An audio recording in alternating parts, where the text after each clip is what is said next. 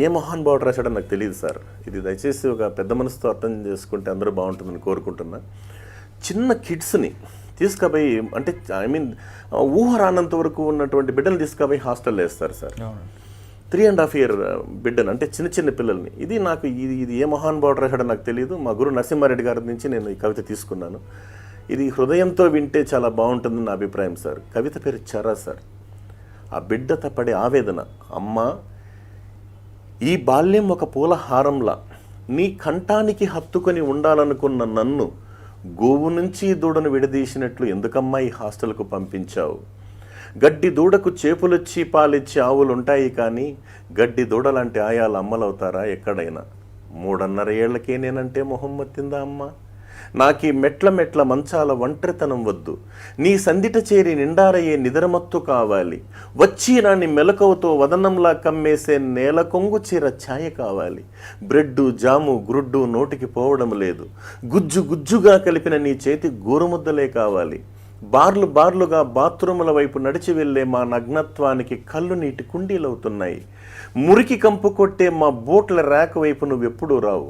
Office room కారిడార్లు అందమైన పూల కుండీల మధ్య పువ్వులా కనిపిస్తాను కాబోలు. దూరం నుంచి చేయి ఊపి దూదెపింజలాంటి కారెక్కి మాయమవుతావు. నాన్న సరే రాతి గుండెగల మగాడు, అమృతత్వానికి మారు పేరైన అమ్మవే, డబ్బు హోదాకు చిహ్నంగా కుక్క పిల్లతో సహా మీతో ఉంచుకొని రక్తం పంచుకు పుట్టిన నన్ను ఈ రెసిడెన్షియల్ జైలు కటకటాల్లో జీవరహితంగా బ్రతకమని నిర్దేశించారు. ఇది ఆలోచించాల్సిన విషయం సార్. నేనేమంటున్నానంటే, నాకు ఎప్పుడో సార్ మా దాంతో సమయం తీరిక దొరికేది 1-2 గంటల నాకు రెస్ట్ ఉన్నప్పుడు మేము ఏమాత్రం ప్రతిఫలం ఆశించాం సార్. ఎందుకంటే నాకు గతంలో సమాజం నాకు ఎంతో సహాయం చేసింది. నేను రైతు బిడ్డనే, కాకపోతే మధ్యతరగతి కుటుంబం. ఆ కష్టాలు ఎలా ఉంటాయో నాకు తెలుసు. ఈ వృత్తి మనకు దేవుడిచ్చాడు. ప్రవృత్తిలో మా ఆఫీసర్స్ బ్లెస్సింగ్స్ నాకు ఉన్నాయి కాబట్టి చాలామంది ఐపీఎస్ ఆఫీసర్లు సార్, ఒకరిద్దరిని కాదు ఎంతోమంది నన్ను ప్రోత్సహించారు.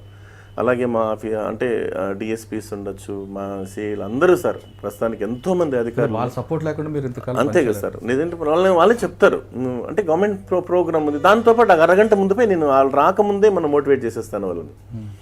అంటే నేను చదువుతాను సార్, బుక్స్ బాగా చదువుతాను. మన డాక్టర్ సి నారాయణ స్వామి గారని మడకశిరలో, అంటే ప్రస్తుతం అనంతపురం జిల్లాలో ప్రిన్సిపాల్ సార్. ఆయన 13 పీజీలు చేశాడు సార్. ఆయన నుంచి కూడా కొంచెం ఇన్ఫర్మేషన్ తీసుకుంటాను. నరసింహారెడ్డి గారిని అడుగుతాను.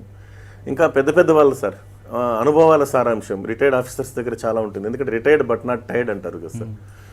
అంటే వాళ్ళ దగ్గర ఉన్నటువంటి సారాంశాలన్నీ తీసి పెట్టుకుంటా, ఓ డైరీ నోట్ చేసుకోవడం.